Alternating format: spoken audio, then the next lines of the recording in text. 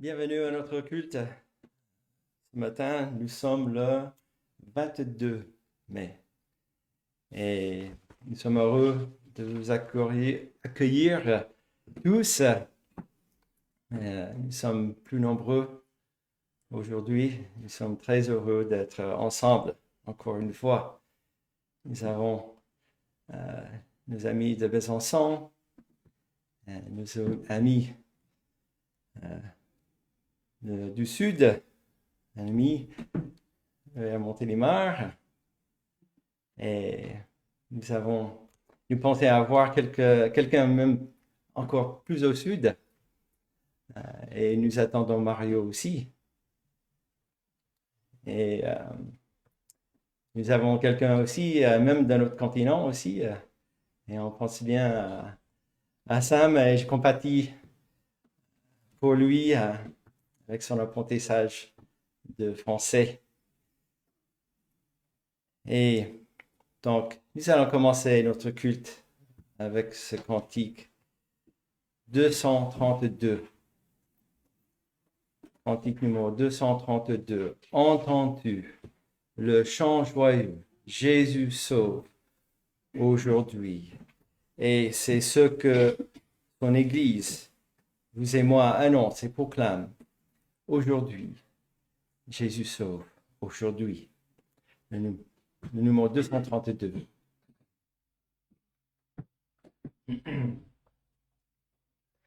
Entends-tu le chant joyeux? Jésus sauve aujourd'hui. Il retentit dans tout lieu. Jésus sauve aujourd'hui. C'est un cri de délivrance, un cantique d'espérance qui remplit les bâtiments. Jésus sauve aujourd'hui. Partout élève la voix. Jésus sauve aujourd'hui. Vaillant héros de la croix. Jésus sauve aujourd'hui. À parler, Jésus t'appelle. Répondons à la nouvelle. On connaît tu la plus belle. Jésus sauve aujourd'hui. Répétons, pécheurs contrits. Jésus sauve aujourd'hui. Ce que le malade servit. Jésus sauve aujourd'hui. Baptisal une lointaine, lui du captif la chaîne, revirons que dans la peine, Jésus sauve aujourd'hui. Jusqu'au confins des terres, Jésus sauve aujourd'hui. Jusque par-delà les mers, Jésus sauve aujourd'hui. Que la pôle à l'autre pôle, pour la sainte parole, qui relève, instruit, console, Jésus sauve aujourd'hui. Courbons-nous dans la prière. Notre Père céleste, merci. Merci de nous avoir conduits jusqu'ici ce matin ensemble pour te louer, pour chanter toutes nos reconnaissances et louanges à toi.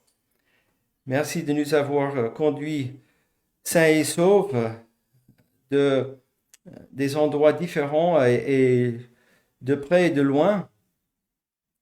Et pour cette sainte convocation que tu nous appelles pour réunir, pour honorer ton nom, pour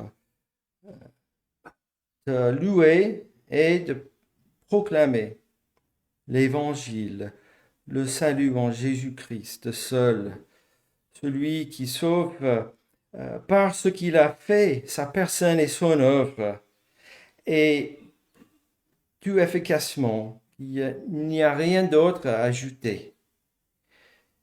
Tu es ce Dieu qui a pourvu cela dans ton dessein éternel, que tu as créé l'univers, que tu as créé ce monde, que tu as créé tout dans ce monde et les créatures, l'homme selon ton image, pour tout pour ta gloire et pour adoration, car tu es ce Dieu tout-puissant qui a fait toutes choses juste en annonçant, en disant les mots, tout est apparu. Et tu es ce Dieu qui est souverain, qui règne continuellement sur toutes choses.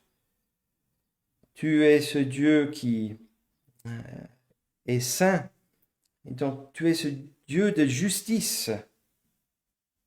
Et tu es ce Dieu aussi d'amour et de miséricorde, parce que tu as choisi un peuple pour t'adorer et pour te louer éternellement.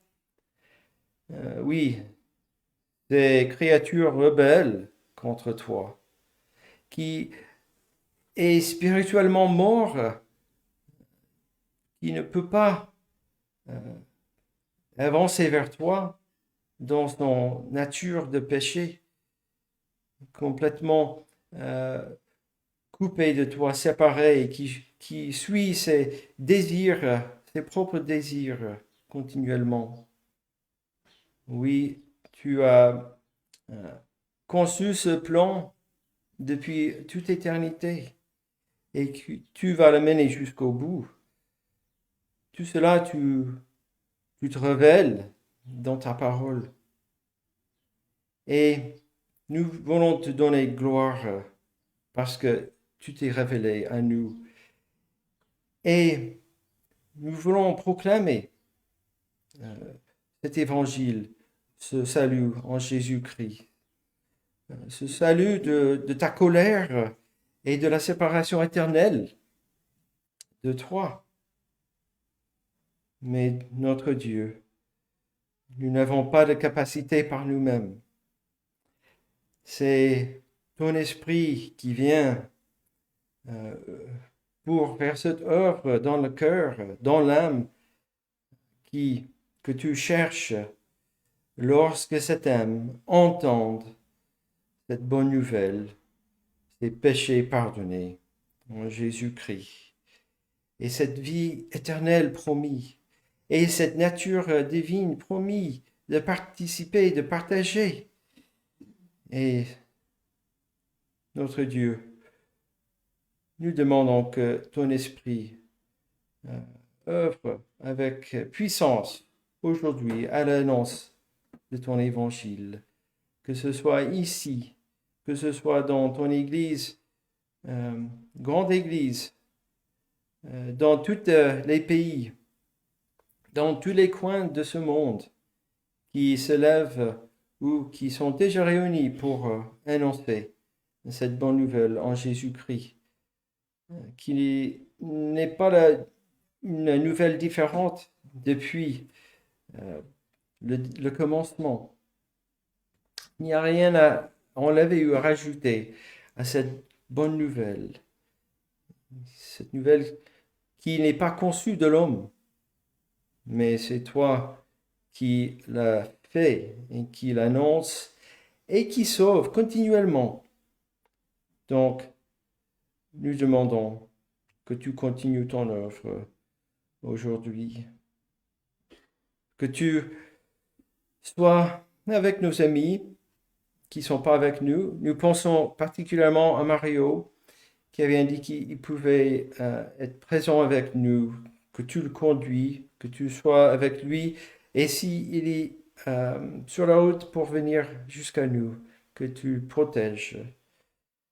Nous pensons à ceux qui sont connectés, qui nous suivent par Internet, qui ne peuvent pas être avec nous, que tu aussi les relèves, que tu les instruis, que tu les consoles et que tu les instruis par ta parole ce matin. Nous pensons à nos frères et nos sœurs dans les assemblées ici en France et en Europe et encore plus loin, en Afrique, en Australie, aux États-Unis, en Sibérie.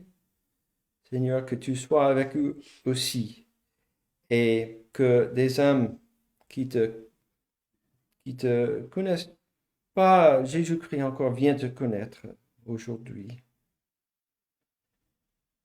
Notre Dieu, nous pensons aussi à Jeannette qui n'est pas avec nous, que tu sois avec elle dans sa rétablissement et que tu guéris rapidement sa blessure et que tu le fortifies spirituellement. Que tu sois au milieu de nous lorsque nous lisons ta parole, que nous écoutons ta voix à travers elle, que nous chantons ces cantiques aussi qui nous aident et qui nous encouragent. Seigneur, que notre culte soit pour ta gloire. Nous demandons toutes ces choses dans le nom de Jésus-Christ, notre Sauveur. Amen. Je vous invite à chanter un deuxième cantique maintenant, c'est le 111. Continuez notre louange. Le 111.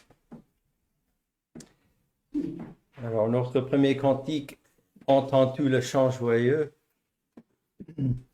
Jésus sauve aujourd'hui. Et ce cantique commence aussi. Écoutez, un saint cantique vient d'éclater dans les cieux. C'est un hymne magnifique. C'est un chant simple et joyeux. Les voix parcourant l'espace disent aux humains surpris, la loi fait place à la grâce.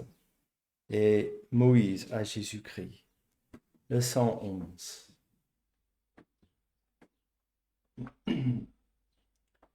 Écoutez un chant cantique. Oh, je vais recommencer. C'est moi qui essaie de faire démarrer. Écoutez un saint cantique, vient d'éclater dans les cieux. C'est un hymne magnifique, c'est un chant simple et joyeux. Les voix parcourant l'espace, dites aux humains surpris, la loi fait place à la grâce, et Moïse à Jésus-Christ. La promesse est accomplie, le salut nous est donné. En Christ Dieu réconcilie sa justice et sa bonté. L'heure de la délivrance pour les captifs a sonné. C'est la nouvelle alliance, l'enfant Jésus nous est né. Et tout d'un perçant le voile du firmament ténébreux, l'éclat nouveau d'une étoile, Judas jette ses feux. Les mages à sa lumière accourent de l'Orient, et pour rendre gloire au Père, ils vont adorer l'enfant. Ce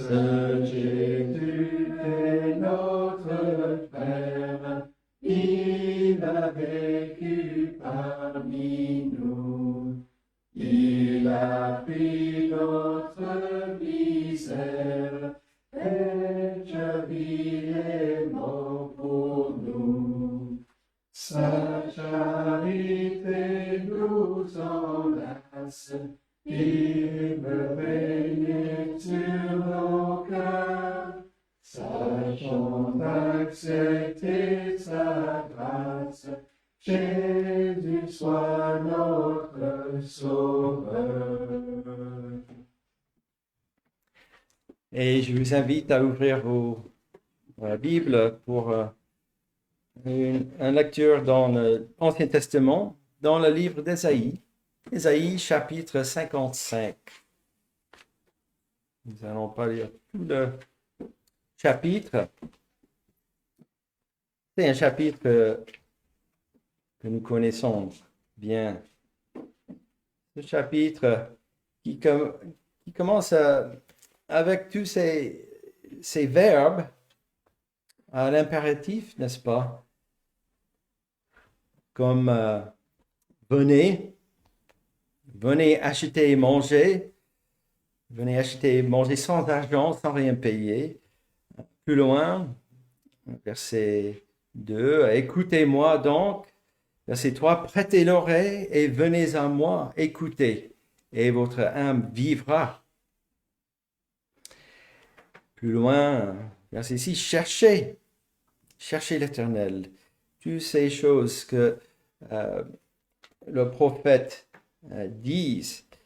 Et si nous voyons dans Romains chapitre 5, par exemple, ou Éphésiens chapitre 2, nous sommes morts spirituellement dans nos péchés.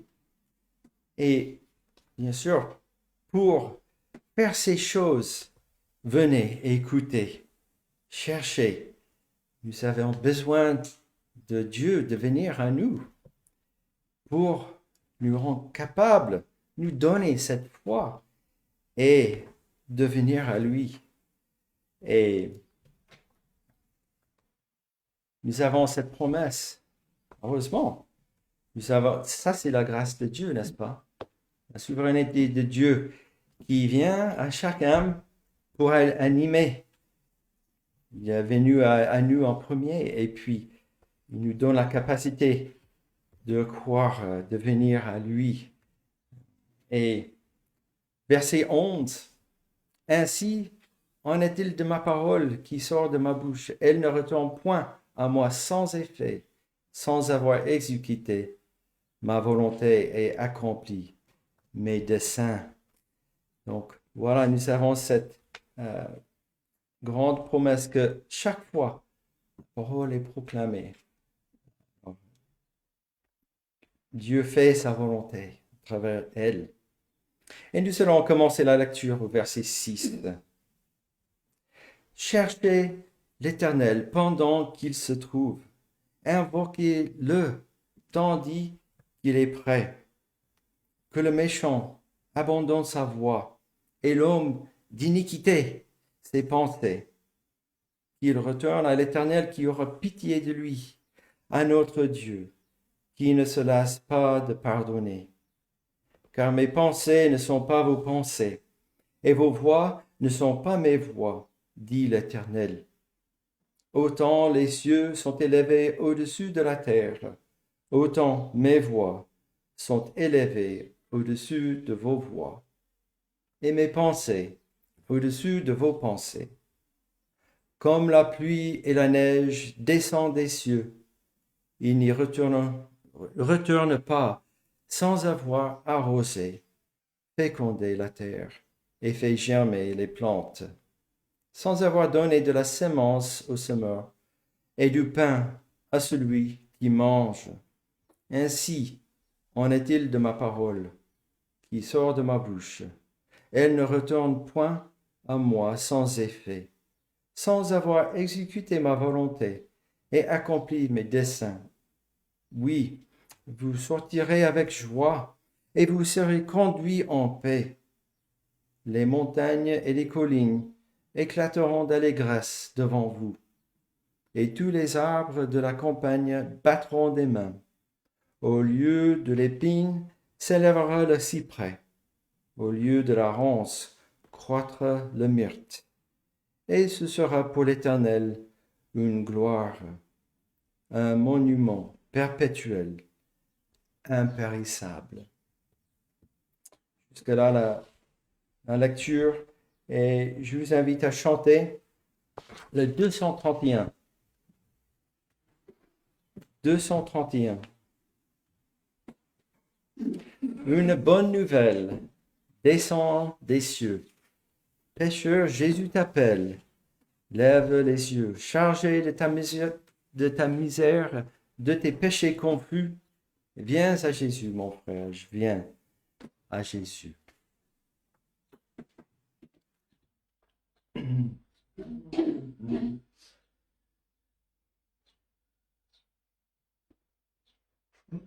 Une bonne nouvelle descend des cieux. Pécheur, Jésus t'appelle, lève les yeux.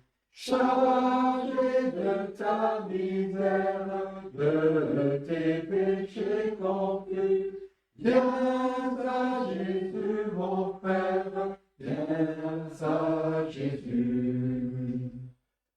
Le Fils de Dieu lui-même te racheta.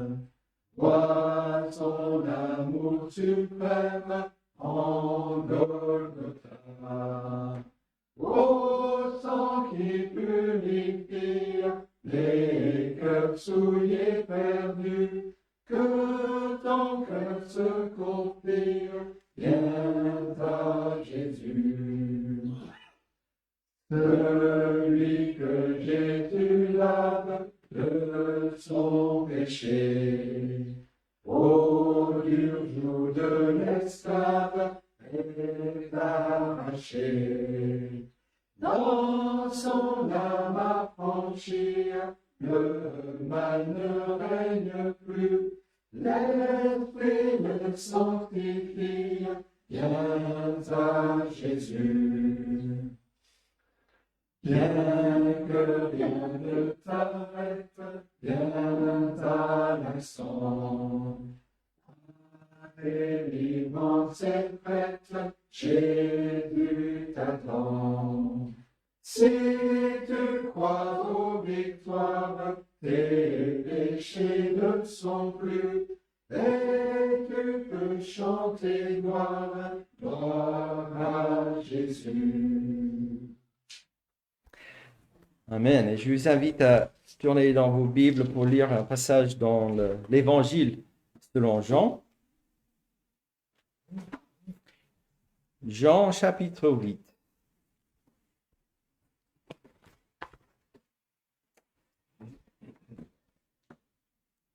Et ici, dans ce chapitre, nous avons Jésus au temple qui enseigne.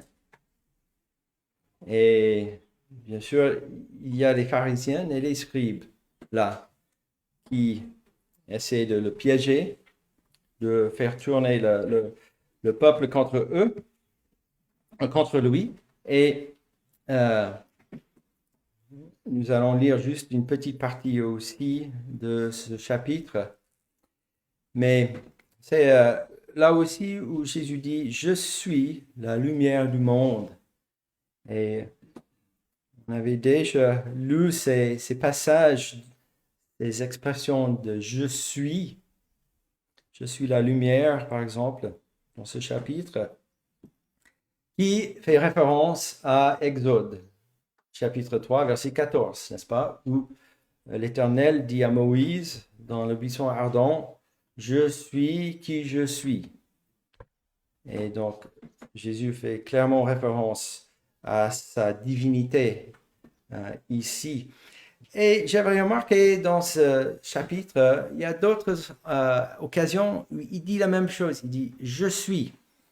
Et je ne l'avais pas vu avant, je ne l'avais pas remarqué avant, mais il en dit encore 3 fois, je pense.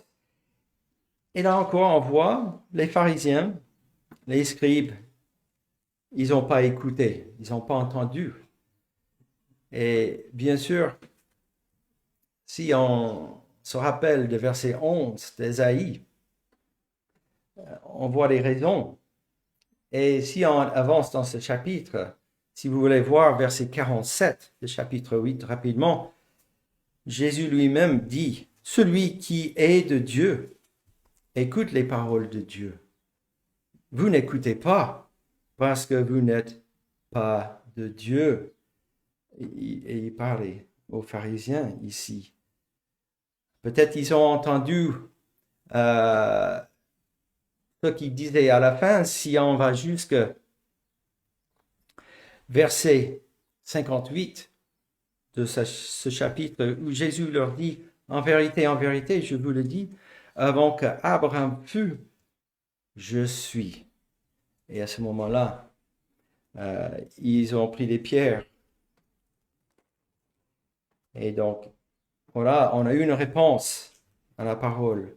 Et c'était le rejet. Mais il y a d'autres qui ont cru, n'est-ce pas? Alors, lisons verset 12, à partir de verset 12, jusqu'à verset 29. Jésus leur parla de nouveau et dit, « Je suis la lumière du monde. Celui qui me suit ne marchera pas dans les ténèbres, mais il aura la lumière de la vie. » Là-dessus, les pharisiens lui dirent, « Tu rends témoignage de toi-même. Ton témoignage n'est pas vrai. » Jésus leur répondit, « Quoique je rende témoignage de moi-même, mon témoignage est vrai, car je sais d'où je suis venu et où je vais, mais vous ne savez d'où je viens, ni où je vais. Vous jugez selon la chair. Moi, je ne juge personne. Et si je juge, mon jugement est vrai, car je ne suis pas seul, mais le Père qui m'a envoyé est avec moi. Il est écrit dans votre loi que le témoignage de 2 hommes est vrai. Je rends témoignage de moi-même et le Père qui m'a envoyé rend témoignage de moi. » Ils lui dirent donc, « Où est ton Père? » Jésus répondit, « Vous ne connaissez ni moi ni mon Père. Si vous me connaissiez, vous connaîtriez aussi mon Père. » Jésus dit ces paroles, enseignant dans le temple, au lieu où était le trésor, et personne ne le saisit, parce que son heure n'était pas encore venue. Verset 21, Jésus leur dit encore, « Je m'en vais, et vous me chercherez, et vous mourrez dans votre péché. Vous ne pouvez venir où je vais. » Sur quoi les Juifs dirent, « Se tuera-t-il lui-même, puisqu'il dit, « Vous ne pouvez venir où je vais ?» Et il leur dit, « Vous êtes d'en bas, moi je suis d'en haut. Vous êtes de ce monde, moi je ne suis pas de ce monde. C'est pourquoi je vous ai dit que vous mourrez dans vos péchés. Car si vous ne croyez pas à ce que je suis, vous mourrez dans vos péchés. » « Qui es-tu? » lui dirent-ils. Jésus leur répondit, « Ce que je vous dis dès le commencement. J'ai beaucoup de choses à dire de vous et à juger en vous, mais celui qui m'a envoyé est vrai. Et ce que j'ai entendu de lui, je le dis au monde. » Ils ne comprirent point qu'il leur parlait du Père. Jésus leur dit donc, « Quand vous aurez élevé le Fils de l'homme, alors vous connaîtrez ce que je suis, et que je ne fais rien de moi-même, mais que je parle selon ce que le Père m'a enseigné. Celui qui m'a envoyé est avec moi. Il ne m'a pas laissé seul, parce que je fais toujours ce qui lui était agréable. Et jusque-là, la parole. Et je vous invite à la prière.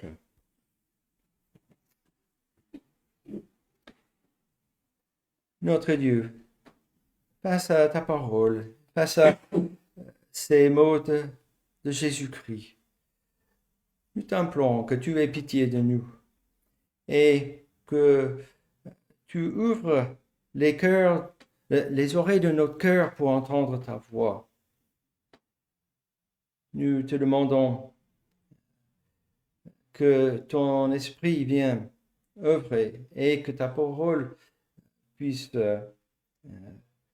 nous pénétrer et que cette abondance et cette grâce que tu donnes puisse déborder dans nos cœurs.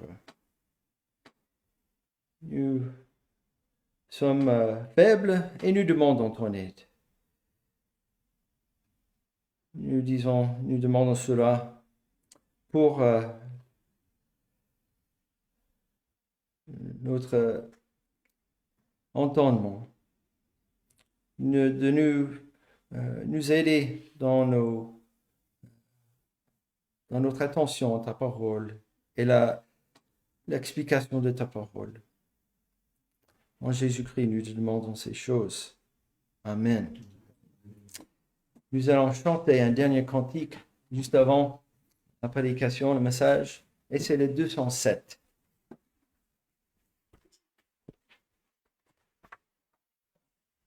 « 207. Seigneur, dirige tous mes pas. » Oh, c'est pas le 207. Ça, c'est à la fin. C'était le 322. Excusez-moi. Le 322. Alors, j'ai vu Philippe me regarder bizarrement. Heureusement qu'il est là. Donc, le 322. Sur toi, je me repose. Ô Jésus, mon sauveur. Faut-il donc autre chose pour un pauvre pécheur?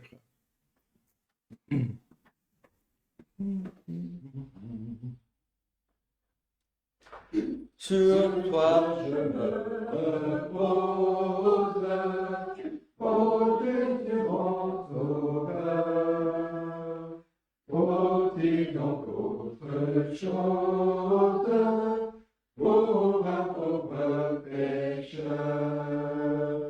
Conduis par ta lumière, gardez par ton amour, vers la maison du Père, marchant de jour en jour. Sur toi je me repose, ô Jésus mon sauveur. Faut-il donc autre chose pour un pauvre pécheur? Ah, ma misère est grande, mais tu m'as pardonné. Sainte et vivante offrande, pour moi tu t'es donné. Vers toute souillure, par le sang de ta croix, mon âme devient pure. Tu l'as dit, je le crois.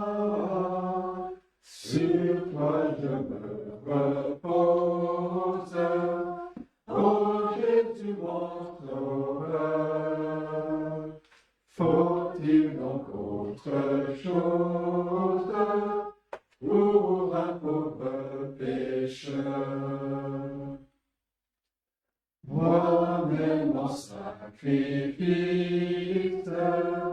immolé désormais, Seigneur, à ton vite, me voici pour jamais. Qu'importe ma faiblesse, puisque je t'appartiens,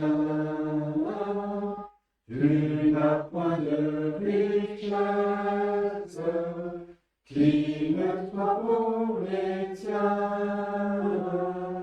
Sur toi je me repose, ô Jésus mon sauveur. Faut-il donc autre chose pour un pauvre pécheur? En toi j'ai la victoire, la paix, la liberté. À toi je rendrai gloire durant l'éternité. Si du bonheur qui passe, la source doit tarir, c'est assez de ta grâce pour vivre et pour mourir. Sur toi je me repose, ô Jésus mon sauveur. Faut-il donc autre chose pour un pauvre pécheur?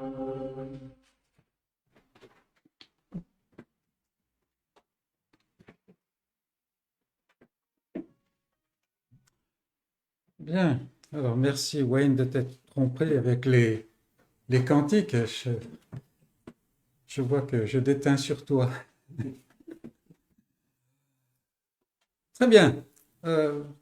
Tournez-vous avec moi dans la lettre aux Colossiens, lettre de Paul aux Colossiens, et nous allons regarder un verset au chapitre 2, et nous allons lire un peu plus pour voir le contexte. Et le titre de ce message, c'est « Vous êtes parfaits ». Alors maintenant que tout le monde est réveillé, avec un titre qui choque comme cela, on va avancer. Donc on va lire les 10-15 premiers versets. Paul écrit à la lettre aux Colossiens. « Je veux en effet que vous sachiez combien est grand le combat que je soutiens pour vous et pour ceux qui sont à Laodicée, et pour tous ceux qui n'ont pas vu mon visage, afin qu'ils aient le cœur rempli de consolation, qu'ils soient unis dans l'amour et enrichis d'une pleine intelligence pour connaître le mystère de Dieu, savoir Christ, mystère dans lequel sont cachés tous les trésors de la sagesse et de la connaissance. Je dis cela afin que personne ne vous trompe par des discours séduisants, car si je suis absent de corps, je suis avec vous en esprit, voyant avec joie le bon ordre qui règne parmi vous et la fermeté de votre foi en Christ. Ainsi donc, quand vous avez reçu le Seigneur Jésus-Christ, marchez en lui, étant enracinés et fondés en lui et affermis par la foi, d'après les instructions qui vous ont été données et abondez en actions de grâce. Prenez garde que personne ne fasse de vous sa proie par la philosophie et par une vaine tromperie, s'appuyant sur les traditions des hommes, sur les principes élémentaires du monde, et non sur Christ, car en lui habite corporellement toute la plénitude de la divinité. Vous avez tout pleinement en lui, qui est le chef de toute domination et de toute autorité. Et c'est en lui que vous avez été circoncis d'une circoncision que la main n'a pas faite, mais de la circoncision de Christ, qui consiste dans le dépouillement du corps de la chair. Ayant été ensevelis avec lui par le baptême, vous êtes aussi ressuscités en lui et avec lui par la foi en la puissance de Dieu qui l'a ressuscité des morts. Vous qui étiez morts par vos offenses et par l'incirconcision de votre chair, il vous a rendu à la vie avec lui, en vous faisant grâce pour toutes vos offenses. Il a effacé l'acte dont les ordonnances nous condamnaient et qui subsistait contre nous, et il l'a éliminé en le clouant à la croix. Il a dépouillé les dominations et les autorités et les a livrées publiquement en spectacle, en triomphant d'elles par la croix. Et c'est la parole de Dieu. Et nous allons regarder plus précisément la première partie du verset 10. Vous avez tout pleinement en lui. Et quand Paul prend la plume pour écrire à l'église de Colosse, il écrit à une toute jeune église, probablement très peu nombreuse, une église pleine de vie.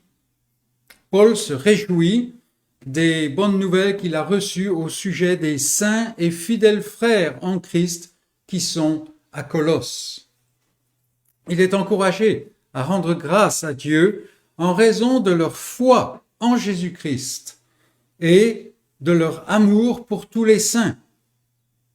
C'est une église qui est bien enseignée dans la parole par un fidèle ministre de Christ. Toutefois, il s'est glissé parmi ses frères consacrés des gens qui sont animés d'un tout autre esprit.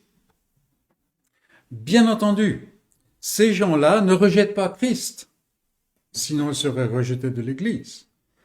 Ils ne rejettent pas Christ en apparence tout au moins.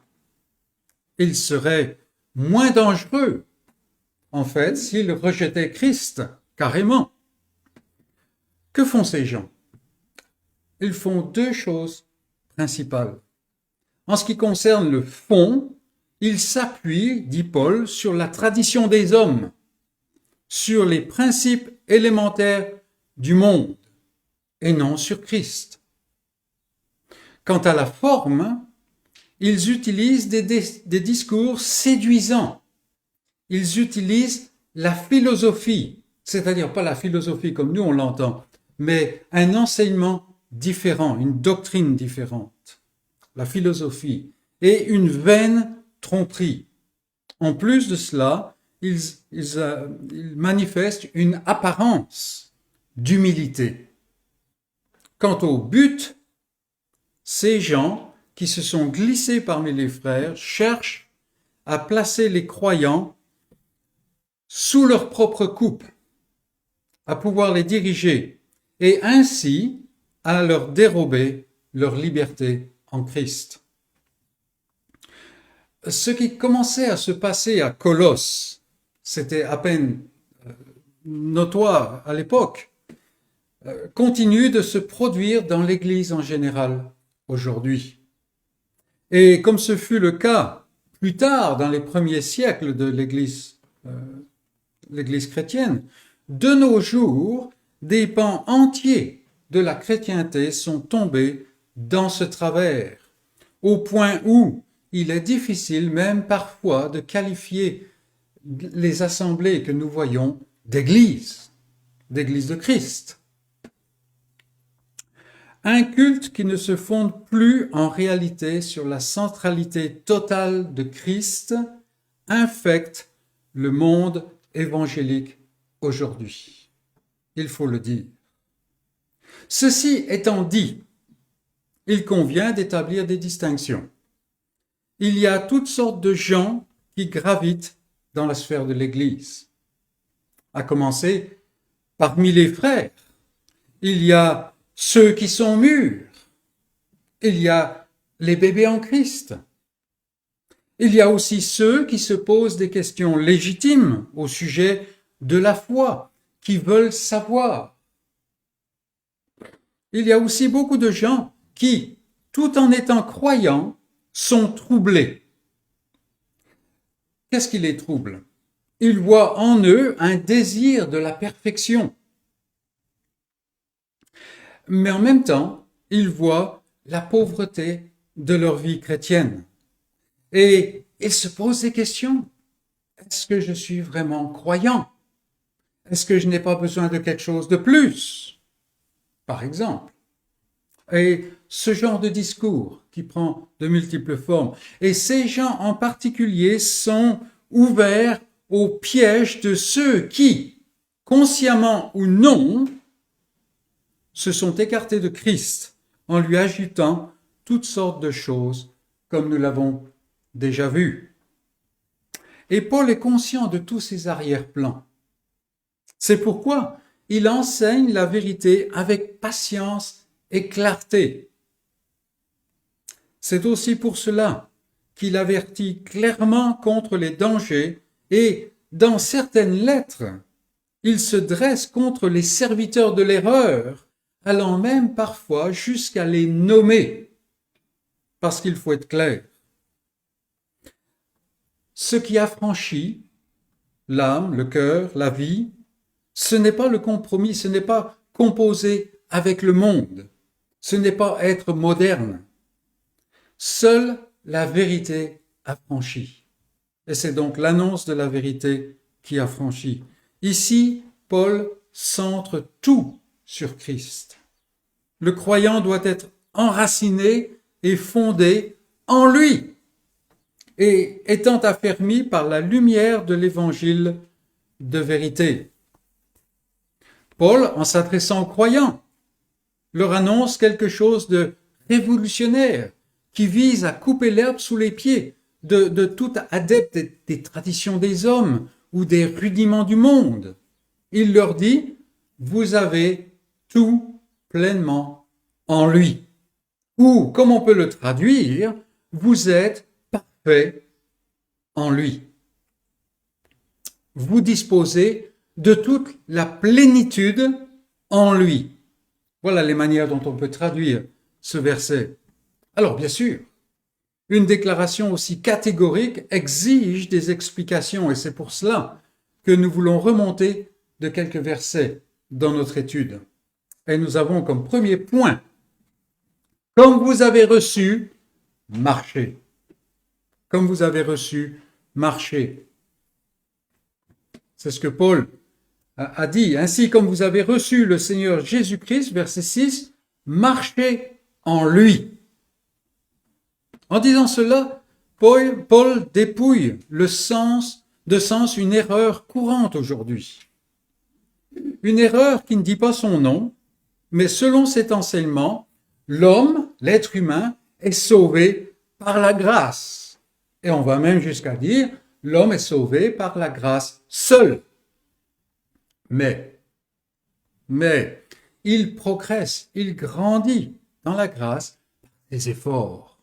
Généralement des efforts à obéir à la loi. Mais Paul dit ici que la vie chrétienne est une vie en Christ. C'est un principe qui vient s'implanter dans le cœur au début. Et c'est le même principe qui continue d'agir tout au long, jusqu'à la fin. Ce n'est pas un dépôt qui est animé ensuite par un code extérieur. Fais ceci, fais cela, et voilà, il faut obéir. Mais c'est une vie qui jaillit du dedans et qui est alimentée, qui est en fait fortifiée par la lumière de la vérité. C'est pour cela qu'il faut annoncer, qu'il faut expliquer, qu'il faut appliquer la vérité qui est la parole de Dieu. Vous avez reçu Christ selon une certaine manière. Est-ce par la loi, dit Paul dans un autre endroit, ou par la foi? Vous avez reçu Christ selon une certaine manière, vous vivez activement, c'est-à-dire vous marchez maintenant de la même manière. Comment? En gardant le contact et la subsistance de Christ affermi par la foi. Et cela n'est pas quelque émotion vague ou une compréhension personnelle, c'est-à-dire que maintenant, j'ai bien réfléchi, je suis parvenu à la conclusion que non. C'est quoi? D'après les instructions qui vous ont été données par le fidèle ministre de Christ, qu'est Épaphras, c'est quelque chose de bien clair, de bien précis. Vous voyez? Et cette vie, ou ce principe de vie, porte du fruit. une abondance en actions de grâce. Et c'est quelque chose qui caractérise la religion sans Christ, la religion des efforts de l'homme, des efforts autonomes, c'est qu'elle ne produit pas les actions de grâce. Elle produit plutôt une certaine gloire personnelle. Mais cette vie nouvelle, instruite et fortifiée par l'action de l'Esprit de Dieu sur la parole de Dieu, communique le discernement aux croyants. Et c'est ainsi que le croyant est protégé. Comme vous avez reçu, marchez. Passons à un deuxième point. Paul explique comment ceux qui sont en Christ sont parfaits en lui. Et il dit, prenez garde à ne pas perdre votre liberté. Prenez garde à ne pas perdre votre liberté. Prenez garde, verset 8, que personne ne fasse de vous sa proie. Et qu'ainsi, il vous plonge dans une servitude. Ici, Paul fait écho aux propos de Jean, au chapitre 4 de sa première lettre. 1 Jean 4. Bien-aimés, n'ajoutez pas foi à tout esprit. Ne prenez pas tout pour parole d'évangile, on dirait aujourd'hui. Mais éprouvez, mettez à l'épreuve les esprits pour savoir s'ils sont de Dieu, car plusieurs faux prophètes sont venus dans le monde. Et Paul, ici, dit la même chose, en fait. En fait, toute la lettre de Jean, la première lettre de Jean, est un bon commentaire des propos de Paul dans notre passage. Le croyant ne doit pas vivre dans la naïveté. Et c'est le problème aujourd'hui, n'est-ce pas? Non seulement il doit garder à l'esprit le fait qu'il a un ennemi invétéré, le diable, qui agit aussi au travers du monde et de sa chair. Il doit aussi garder à l'esprit le fait que cet ennemi est rusé. Et cet ennemi paraît souvent plausible. C'est là le danger. C'est là le danger. N'oublions pas que cet ennemi suprême, on pourrait dire, peut se transformer en ange de lumière, en messager de lumière. Et bien entendu, le croyant veut apprendre la lumière, veut voir la lumière, mais il faut qu'il mette à l'épreuve. N'oublions pas que l'ennemi peut citer l'écriture de mémoire. Il apprend l'écriture depuis bien plus longtemps que nous et qu'il est de manière viscérale et incessante tout ce que Dieu fait. Et quand on trouve en soi un élan de rébellion contre la parole de Dieu, ça arrive, n'est-ce pas? Oui, mais c'est cela. On sent qu'il y a déjà quelque chose là. Vous voyez? L'ennemi est viscéralement, continuellement tout ce que Dieu fait. Alors comment prendre garde? Voilà la question. Est-ce qu'il faut suivre des cours de théologie? Est-ce qu'il faut apprendre par cœur la Bible? Se lancer à corps perdu dans une étude biblique intense et prolongée? Faut-il une autre expérience qui va permettre d'atteindre un niveau supérieur qui nous assurera une certaine spiritualité plus confortable? Pas du tout. Pas du tout. Qu'est-ce que Paul recommande? Il recommande toute, et c'est notre prochain point, toute la plénitude de Dieu. Car en lui, verset 9, habite corporellement toute la plénitude de la divinité. Alors, presque tout le monde connaît ce verset, mais est-ce qu'on en comprend bien toute la richesse? À l'époque, les faux enseignements enjoignaient plusieurs éléments par lesquels le croyant devait supplémenter ce qu'il avait reçu en Christ. Et c'était un peu un melting pot, comme on dit bien en français du Sud, un mélange. Alors, il y avait suivre la circoncision, suivre le judaïsme, il y a aussi suivre la philosophie grecque et ainsi de suite. On ne va pas entrer dans ces détails-là, mais il y avait plusieurs propositions. Vous ajoutez à Christ. Oui, à Christ c'est bien, mais il faut ajouter. Aujourd'hui, on enjoint toutes sortes d'autres choses différentes, à droite à gauche, tout en étant en vue du même but. Ajouter quelque chose à Christ pour obtenir une vie chrétienne qui soit plus ceci ou plus cela. En fait, une vie chrétienne qui puisse être assurée de manière autonome. C'est là le grand danger. Et comment Paul réagit-il? Alors, il ne démontre pas tous ces éléments qui étaient présents à Colosse, déjà en embryon. Pourquoi? Parce qu'aujourd'hui, ces éléments sont différents. Il ne les démontre pas, sinon pour dire qu'ils éloignent de Christ. Ils ne se basent pas sur Christ. Au lieu de cela, Paul montre très succinctement ce que le croyant possède en Christ. En Christ, il a toute la plénitude de Dieu. Cela signifie, mes amis, qu'il n'y a rien de Dieu en dehors de Christ. Rappelez-vous ce que le Père a dit à plusieurs reprises. Celui-ci est mon Fils bien-aimé, le Fils de mon amour, en qui j'ai mis une grande partie de mon affection. Non, toute mon affection. Donc si tu cherches 1% de l'affection de Dieu en dehors de Christ, c'est une impasse. C'est une rébellion, n'est-ce pas? Mais ce mot plénitude est intéressant. Ce n'est pas un mot religieux. C'est un mot tout à fait ordinaire qui était utilisé dans la vie courante à cette époque-là. Alors, on va expliquer un petit peu. À l'époque, les navires ne s'aventuraient pas en pleine mer.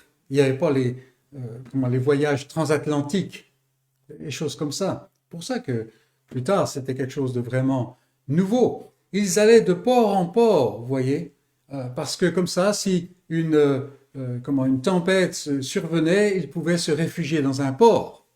Et alors, vous aviez quelque chose, vous étiez à tel port, vous aviez quelque chose à envoyer à votre collègue ou la personne que vous fournissiez dans un autre port. Alors, vous mettiez ça au navire et ça partait, et voilà, ça arrivait. Donc, le navire s'arrêtait un peu dans tous les ports. C'était l'omnibus de l'époque. Voilà. Et sur le quai de chaque port, il y avait le maître de chargement. Et le maître de chargement s'assurait que toutes les étiquettes soient bien renseignées. Et non seulement renseignées, mais que les marchandises suivent le processus qui était attendu.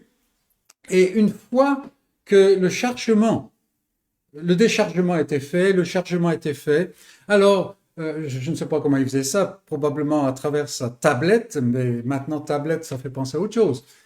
Il écrivait ce mot plénitude. Qu'est-ce que ça voulait dire?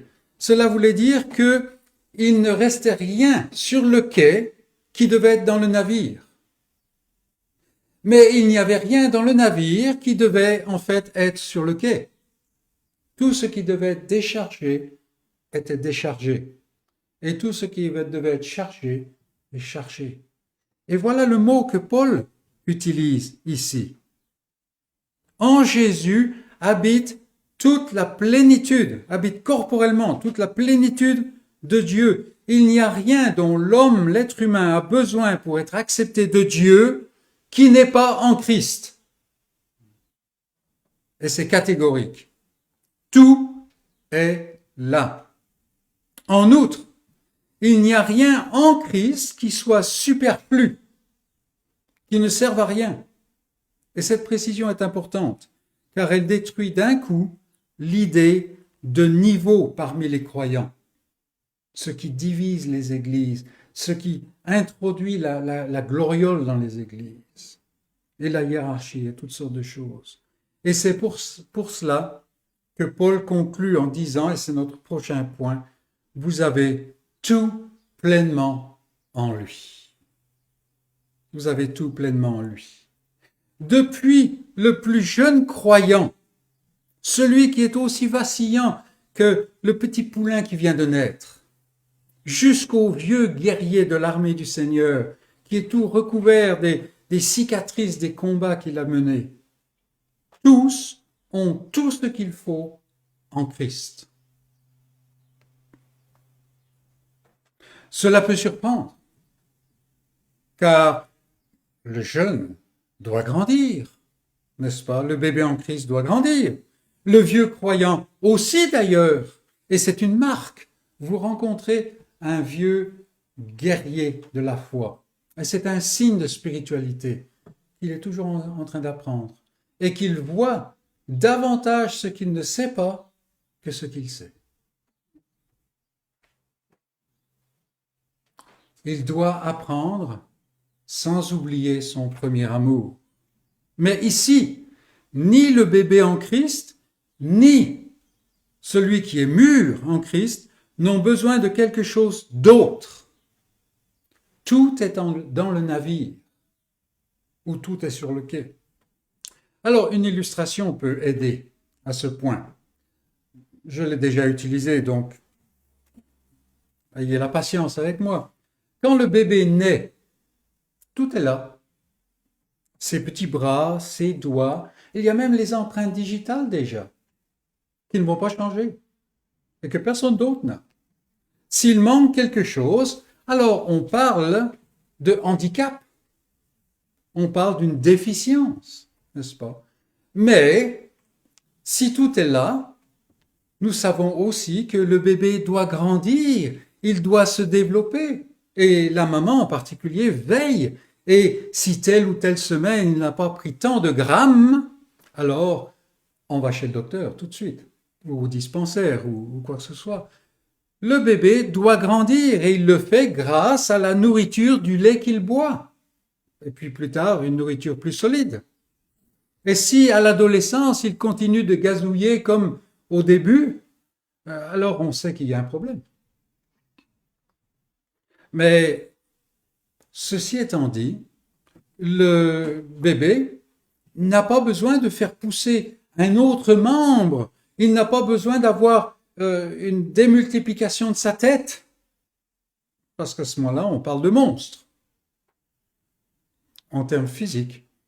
Hélas, en termes spirituels ou en termes ecclésiastiques, on a cessé de parler de monstre là. De même, le croyant doit mûrir. Et il le fait grâce à la nourriture du lait de la parole. Et seulement à partir de ça. Et quelle est cette nourriture? Quel est ce lait de la parole? C'est Christ, tout simplement. Et par exemple, vous vous rappelez que les croyants d'Éphèse, après toutes ces décennies, ils avaient grandi, ils avaient tellement grandi qu'ils étaient experts. Mais ils avaient oublié quel était vraiment l'aliment de base, Christ. Et il fallait qu'ils retournent à leur premier amour.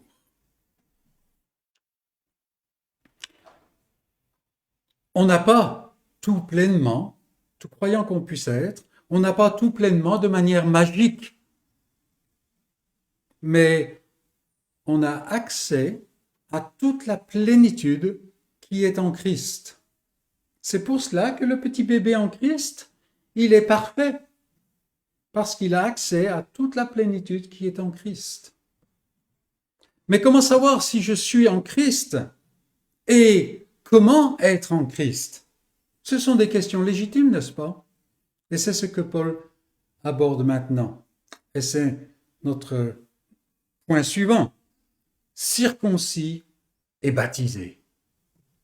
Au verset 11 à 15, Paul dit en résumé, Dieu a fait quelque chose et en vertu de cela, vous possédez un statut, vous possédez une direction et vous possédez une vie qui sont différents.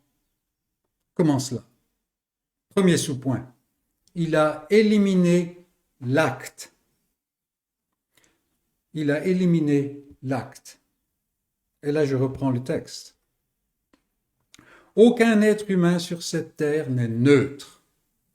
C'est l'erreur moderne, tant au niveau sociétal qu'au niveau religieux, on dira. La parole annonce et l'expérience confirme que l'être humain n'est pas ce qu'il devrait être.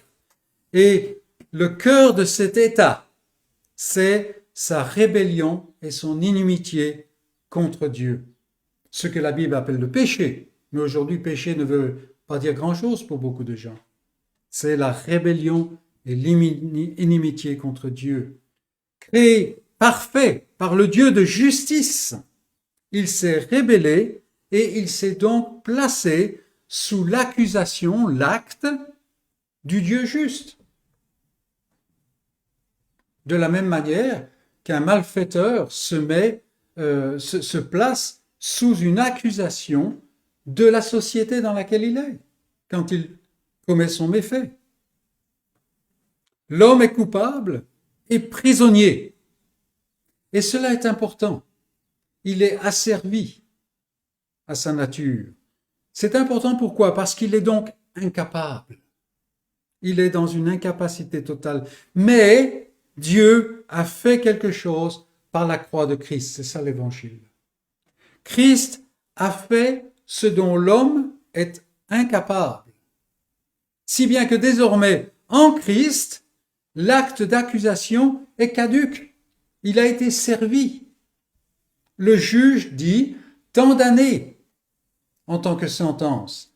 Et quand ces années sont servies, il n'y a plus l'accusation. C'est fini.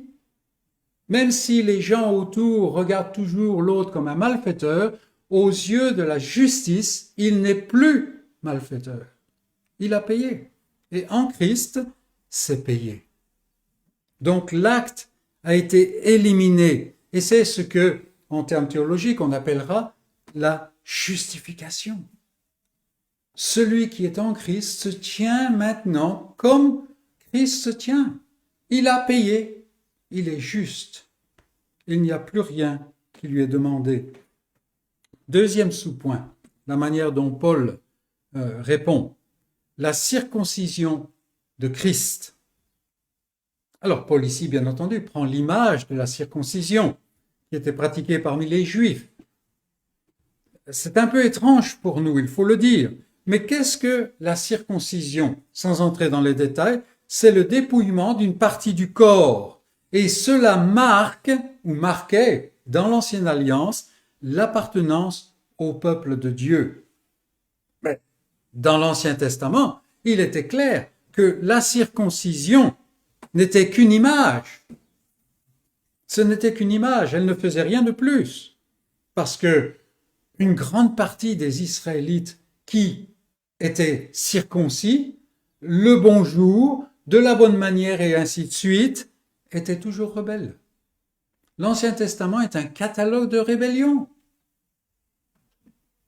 Tout autant que notre vie d'ailleurs. Mais la circoncision que Dieu opère, c'est le don d'une vie nouvelle, où le corps de péché, n'est plus au centre. Comme le dit Paul, c'est le dépouillement du corps de la chair. Et c'est ce qu'a fait Christ. Il est mort. Le croyant met la chair à mort selon qu'il est enseigné de ce que Christ a fait et de pourquoi Christ l'a fait. Parce que quand le corps est mort, la loi n'a plus de pouvoir. Cette loi qui accuse. Et si ce croyant, celui qui est en Christ, vit encore dans la chair, c'est-à-dire dans l'imperfection, c'est la vie de Christ qu'il vit. Et il écarte la vie qui tourne autour de la chair. C'est ça le renoncement à soi. C'est ça la mise à mort de la chair. C'est ça toute cette tension qu'il y a dont Paul parle au chapitre 7 des Romains. Relisez tout ce passage, méditez-le.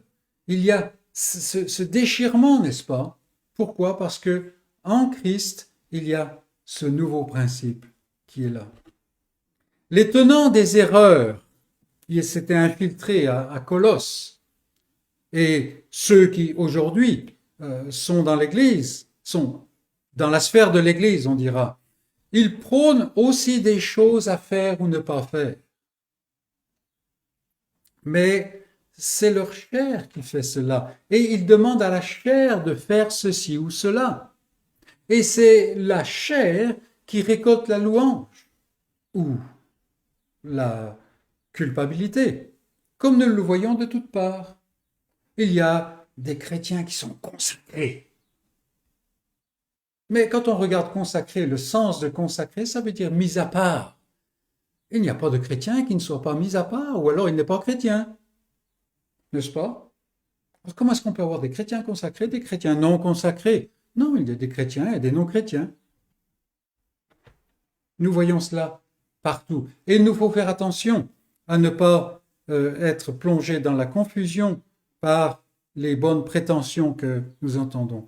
Par la circoncision de Dieu, c'est la vie nouvelle implantée dans le cœur nouveau qui désire et qui cherche à vivre de manière centrée sur Dieu. Et bien entendu, le bébé en Christ est petit à petit, on ne sait pas comment le faire. D'où l'importance de l'information, d'où l'importance de la conduite qui vient de la parole de Dieu.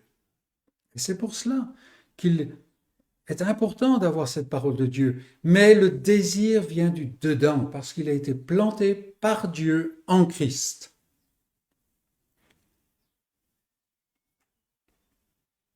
Et ce désir, cet élan pour vivre d'une manière centrée sur Dieu, c'est possible selon la lumière de la parole de Christ et selon la puissance de l'Esprit de Christ.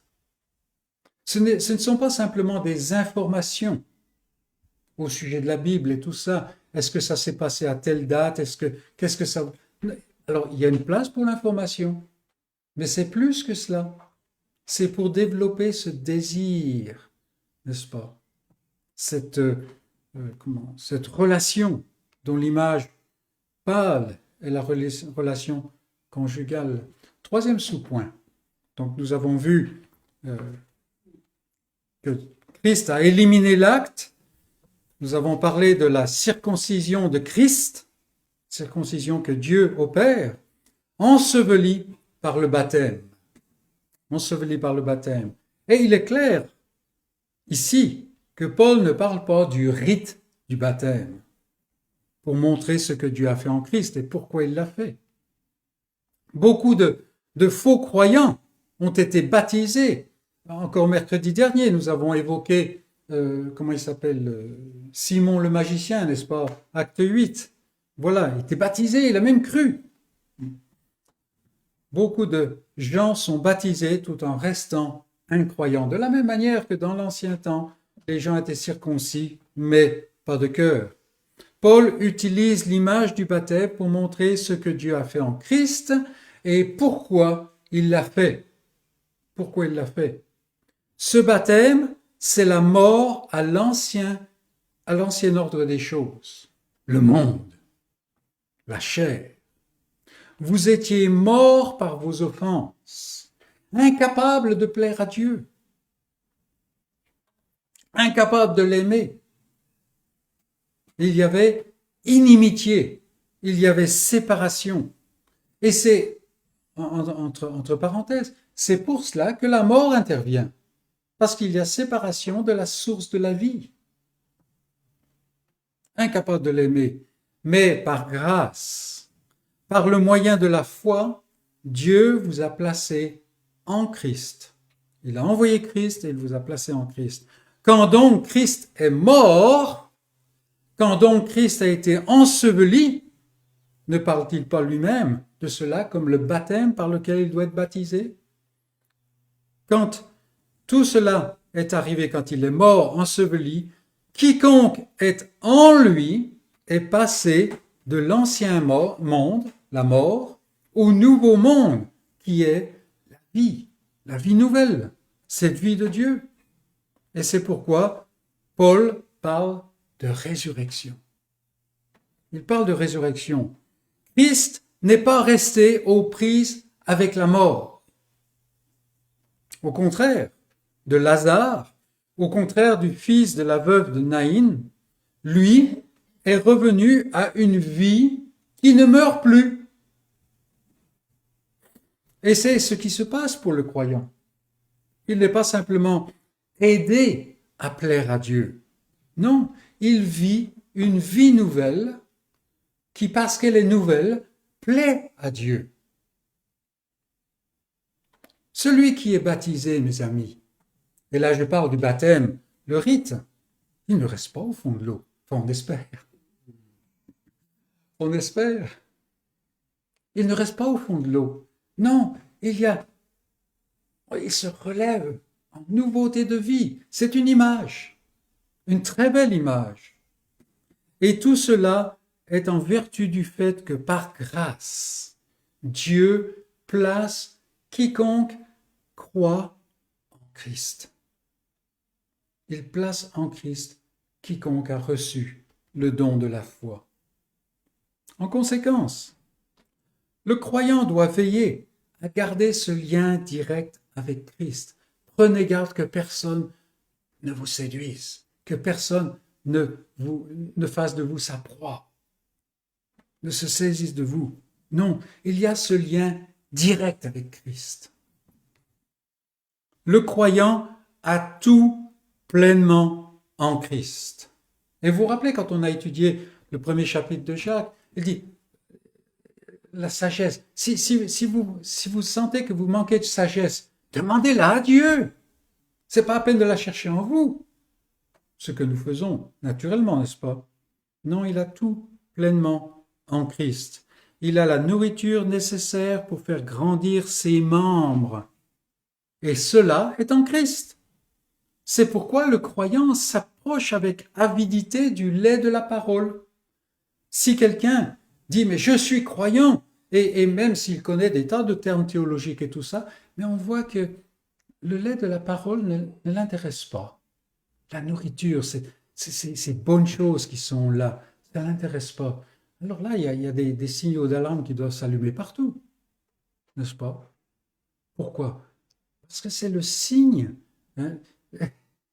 Vous prenez le petit bébé comme ça, hein? Monsieur, vous prenez le petit bébé comme ça, qu'est-ce qu'il cherche à faire? Mais il cherche à faire ce qu'il ne va pas trouver chez vous, hein? Parce qu'il désire, il en a besoin. Et ce n'est pas quelque chose qu'il a appris, il le sait. Il le sait, c'est la même chose. Le croyant s'approche avec avidité du lait de la parole. Et si vous voyez que votre avidité a baissé, allez au Seigneur. Dites, mais Seigneur, frotte un peu, décape-moi. Et le croyant, il recherche de toute sa force ce lait de la parole. Il est conscient de l'action de l'ennemi qui cherche à le détourner de Christ. Et plus il avance, plus il sent, plus il est conscient de cette action qui agit en lui encore parce qu'il est dans ce corps de mort. Et c'est là qu'on a le cri de Romains 7, n'est-ce pas? Et la réponse de Romains 7. Misérable que je suis, qui me délivrera de ce corps de mort? Mais vous entendez des gens dans la rue qui disent ça des fois. Mais pas le verset suivant. Grâce soit rendue à Dieu par Jésus-Christ. Je terminerai maintenant en citant simplement la première lettre de Jean, chapitre 2. 1 Jean 2, regardez à partir du verset 12.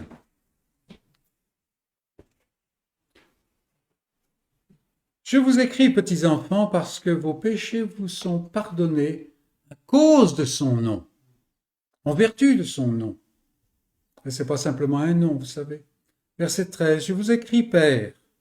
Il n'écrit pas nécessairement des catégories, hein, mais ce sont des stades. Parce que vous avez connu celui qui est dès le commencement. Je vous écris, jeunes gens, parce que vous avez vaincu le malin. Je vous ai écrit, petits enfants, parce que vous avez connu le Père. Et on ne peut pas le connaître à moins qu'il nous connaisse. Je vous ai écrit, Père, parce que vous avez connu celui qui est dès le commencement. Je vous ai écrit, jeunes gens, parce que vous êtes forts et que la parole de Dieu demeure en vous et que vous avez vaincu le malin. Verset 15. N'aimez point le monde, ni les choses qui sont dans le monde. Ça, c'est un commentaire de ce que Paul a dit. Il a dit, vous êtes parfaits. Alors pourquoi aimer le monde? Vous n'en avez pas besoin. N'aimez point le monde, ni les choses qui sont dans le monde. Si quelqu'un aime le monde, l'amour du Père n'est point en lui. Car tout ce qui est dans le monde, la convoitise de la chair, la convoitise des yeux et l'orgueil de vie, ne vient point du Père, mais vient du monde. Et celui en qui l'amour du Père est, n'a pas de place pour le monde. Et le monde passe, et sa convoitise aussi. Mais celui qui fait la volonté de Dieu demeure éternellement. Pourquoi? Parce qu'il est parfait. Il est parfait en Christ. En Christ. Il est petit bébé, mais il grandit. Il est jeune gens, jeune homme, jeune femme, mais il grandit. Il est père, âgé, ce vieux guerrier. Vous avez l'image, n'est-ce pas? Il grandit, mais toujours directement en lien avec Christ. Vous avez tout pleinement en Christ. Que le Seigneur, dans sa grâce, nous donne la compréhension de ces choses. Amen.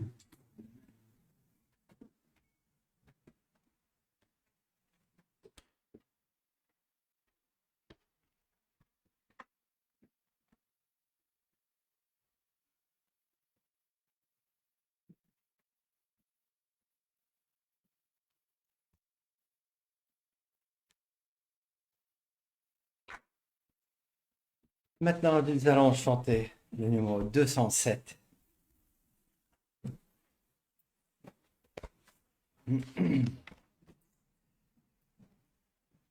207. Seigneur, dirige tous mes pas vers le ciel, ma patrie. Mon Dieu, ne me délaisse pas dans ta grâce infinie. 207.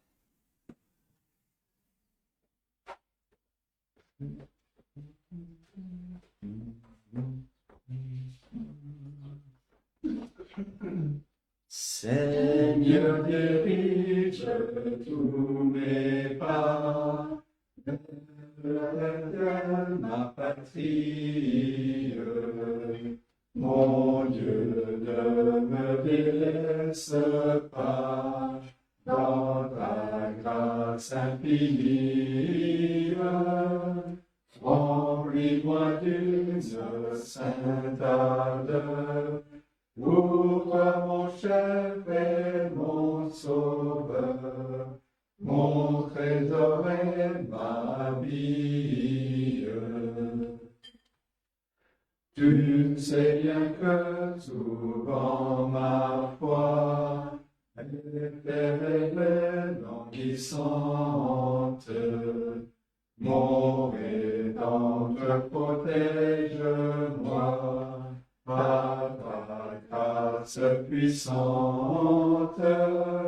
Sois mon asile et mon recours, et que ton fidèle secours réponde à mon attente. Jusqu'au jour où je te verrai dans l'éternelle gloire, où devant toi j'exalterai ta mort expiatoire. Sois ma joie et mon réconfort, mon gain dans la vie et la mort, ma force et ma victoire. Voilà, cette partie de culte, nous allons terminer. penser à Jeannette. Vous salue tous. Bien. Donc, elle va bien, elle. Oui. Très bien. Pensons aussi à Philippe, toujours faible, mais ça va un peu mieux. Et aussi, pensons aussi au couple Wesso, Wessou. Pardonnez-moi. Donc, voilà, on a des nouvelles. Ils viennent d'arriver à Paris ce matin. Donc, prions pour ce nouveau couple. Et un verset pour terminer cette partie, car nous avons une célébration des baptêmes tout à l'heure. Cette profession de foi publique devant l'Église, et ce symbole, cette image que nous venons de voir dans ce passage enseveli avec Christ et ressuscité en lui, dans ce symbole merveilleux. Donc, terminons par ce verset qui se trouve dans la lettre aux Thessaloniciens. Que le Seigneur de la paix vous donne lui-même la paix en tout temps, de toute manière. Que le Seigneur soit avec vous tous. Amen. Pour ceux qui nous suivent par la connexion, bon dimanche et bonne semaine et à la semaine prochaine.